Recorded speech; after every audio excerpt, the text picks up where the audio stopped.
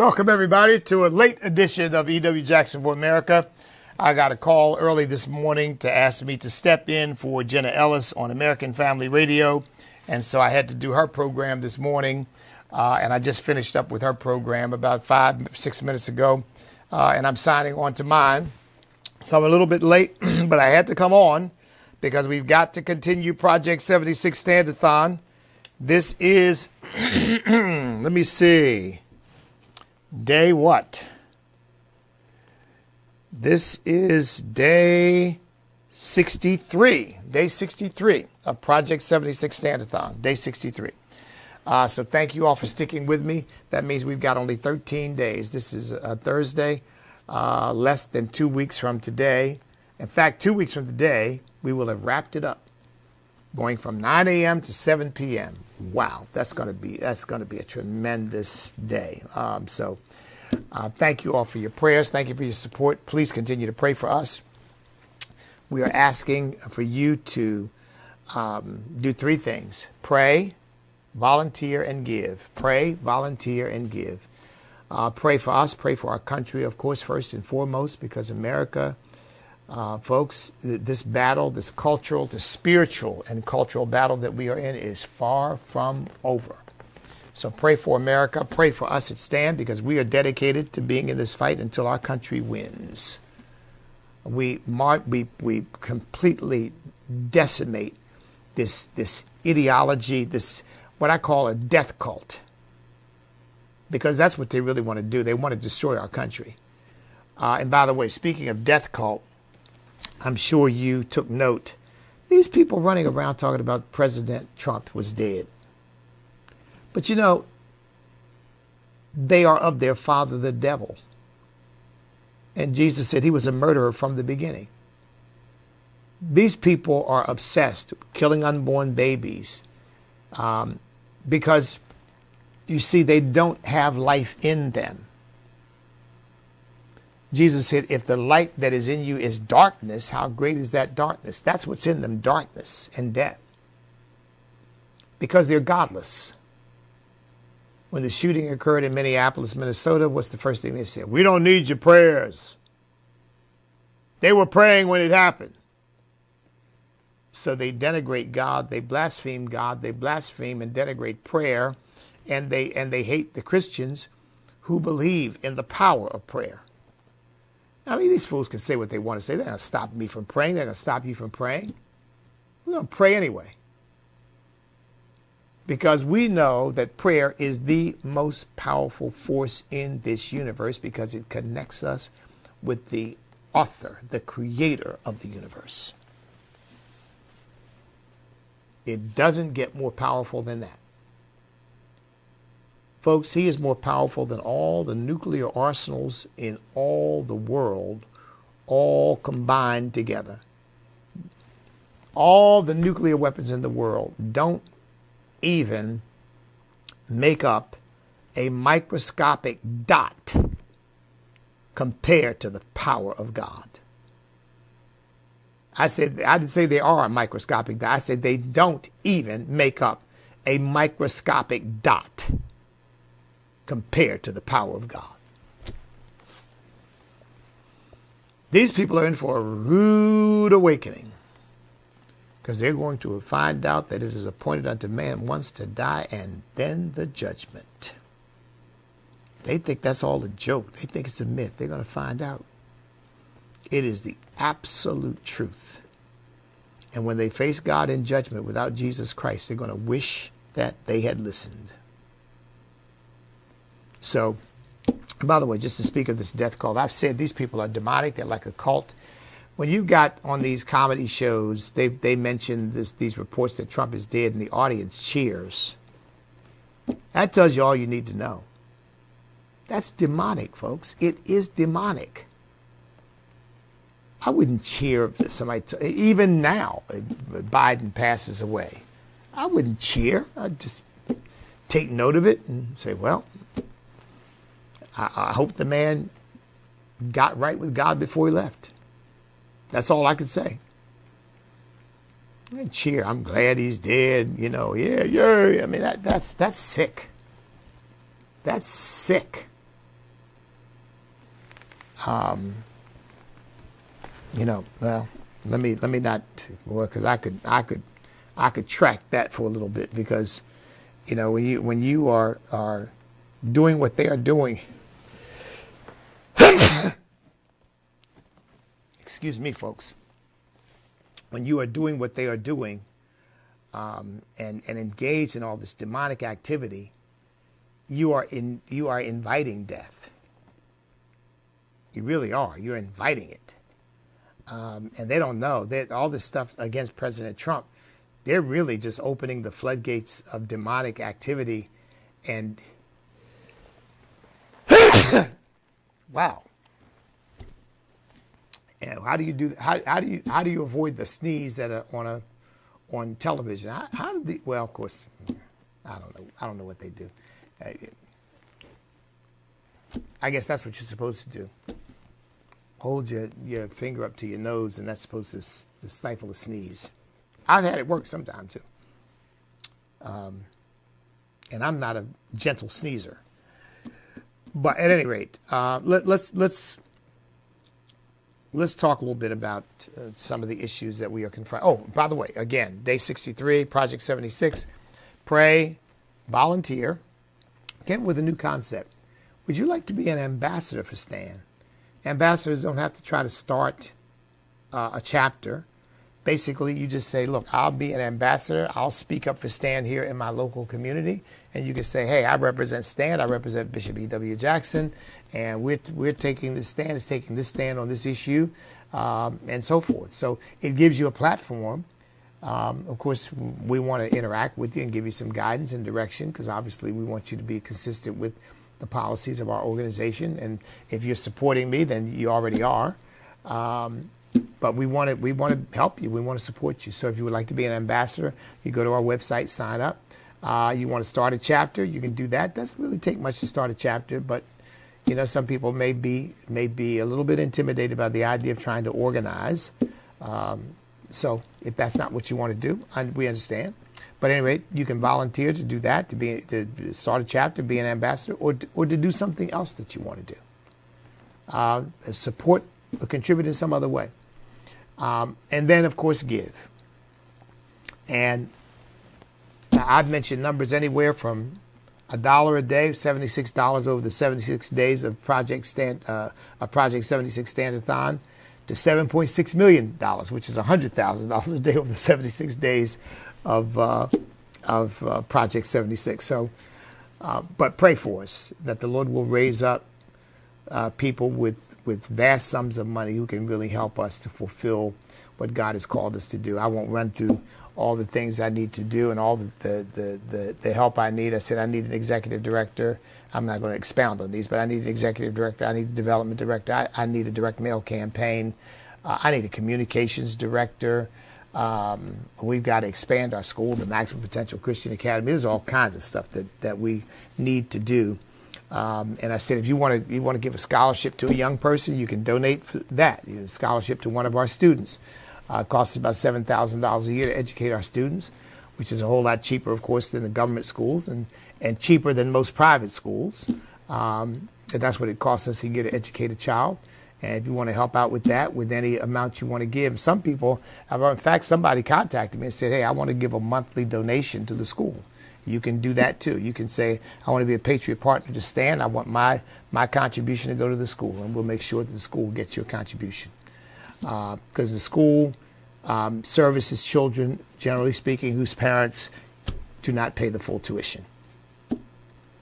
And these children must be given scholarships. Most of them need scholarships in order to be able to stay in the school. So anything you can do to help on any of those, go to the website. In fact, I'll mention this again. Some of the things that STAND does, or some of the initiatives, like Constitution Day. This is Celebrate American History Month. September is, so we're going to be doing more on American history this month.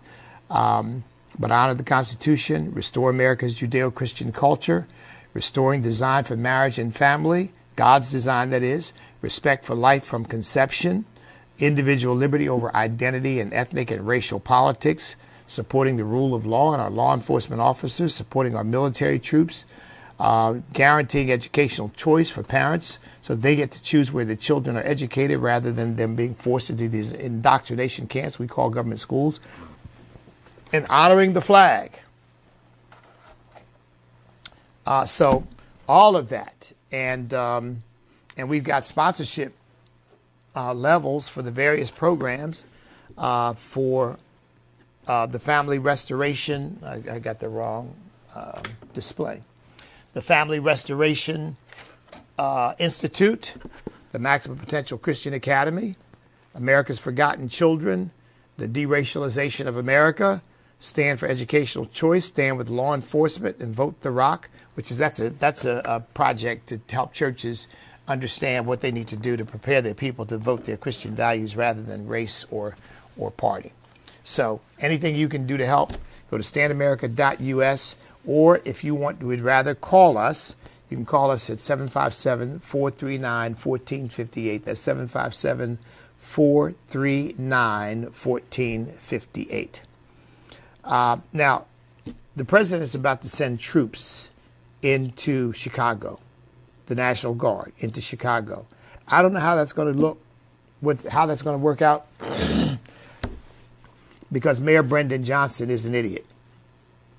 Now, folks, he just is. He's an idiot, and and he's a communist and a Marxist, and just bad news all around. How in the world? Oh, and let's not forget, he suffers from ROS, racial obsession syndrome. Boy, he's got it bad. He really does. He's got it bad.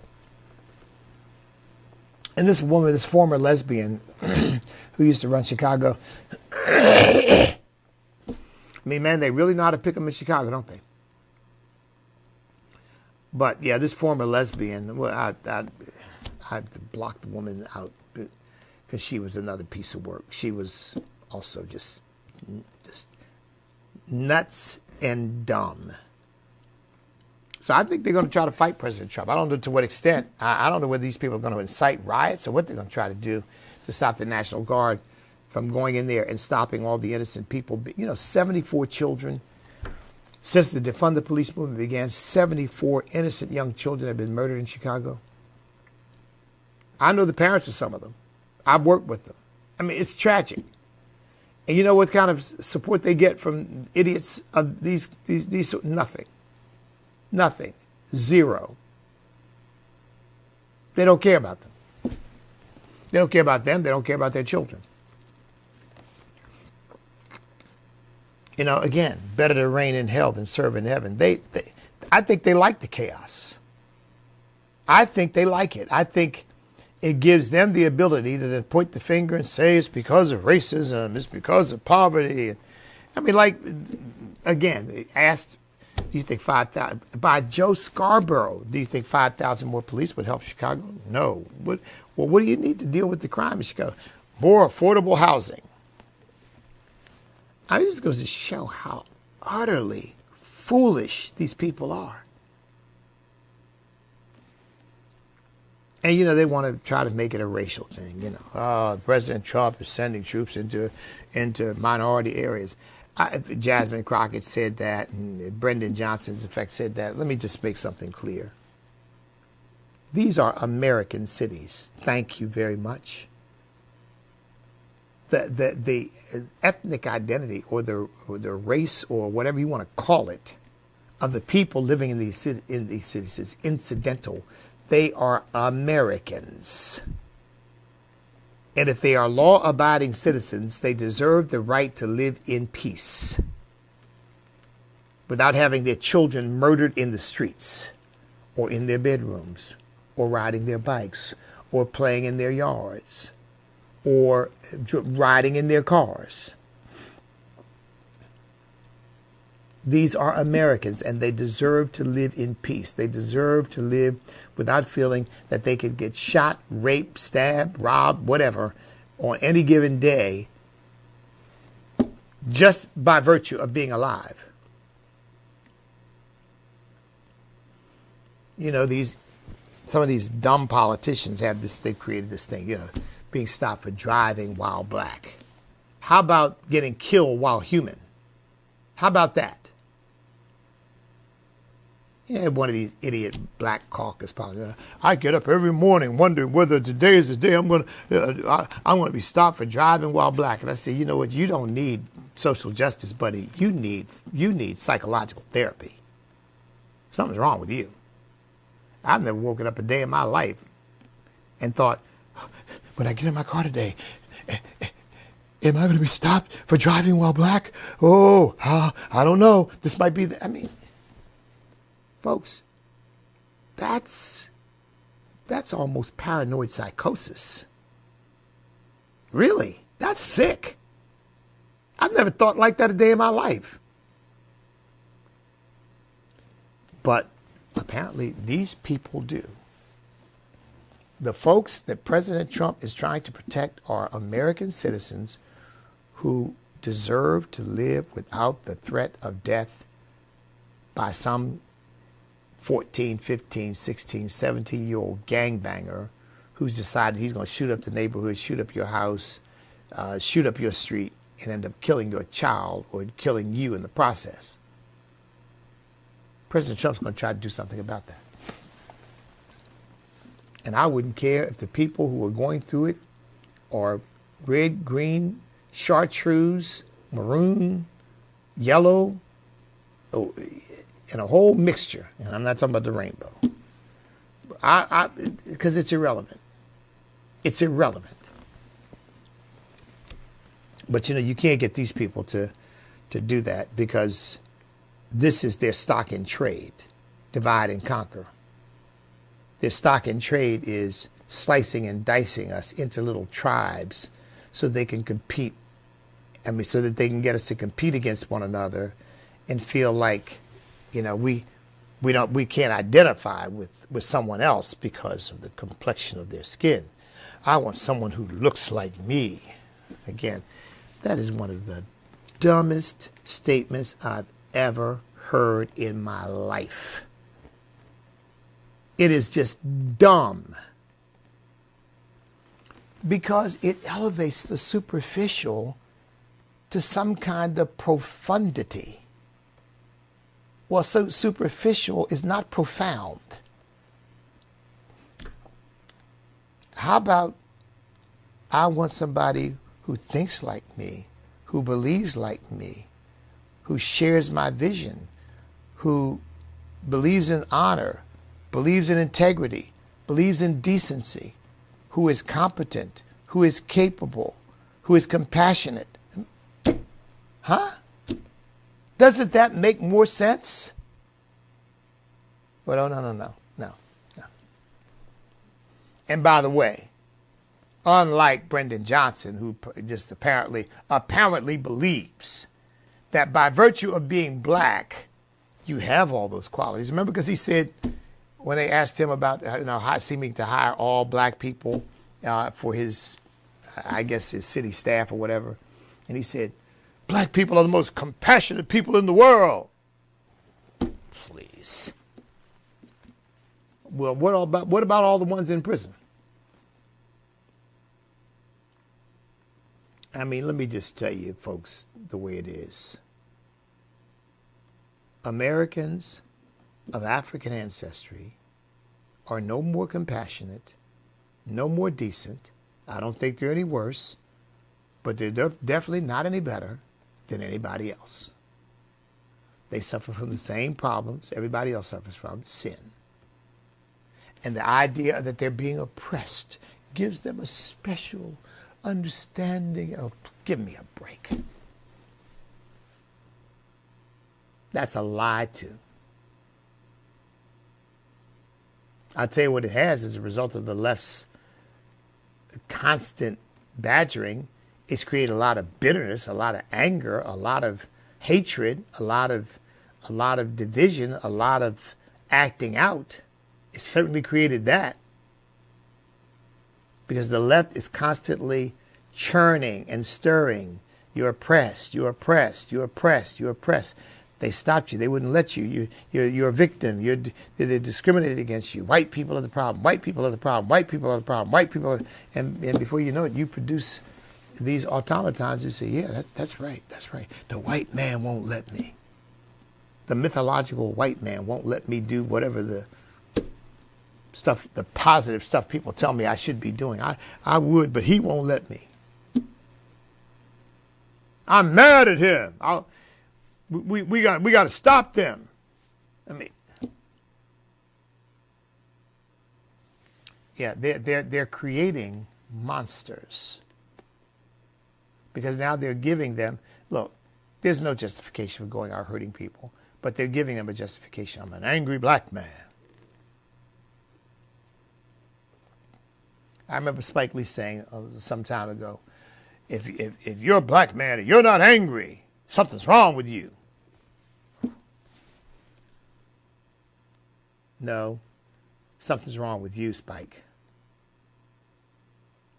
Because you don't know what the love of God does to a person. You don't understand that. Because you don't have it in you. And you can't even recognize it in someone else because you're blinded to it. Because you only see race. I tell you, people are going to be in for a rude awakening. It's appointed a man wants to die, and then the judgment, when people stand before God and find out that God is not interested in their racial pedigree.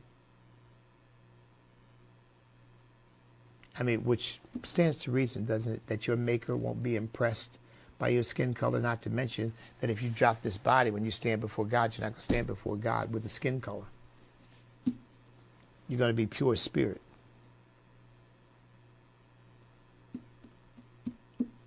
And God is not, he does not practice DEI. Yeah. There's only one way in. And the standard applies to everyone.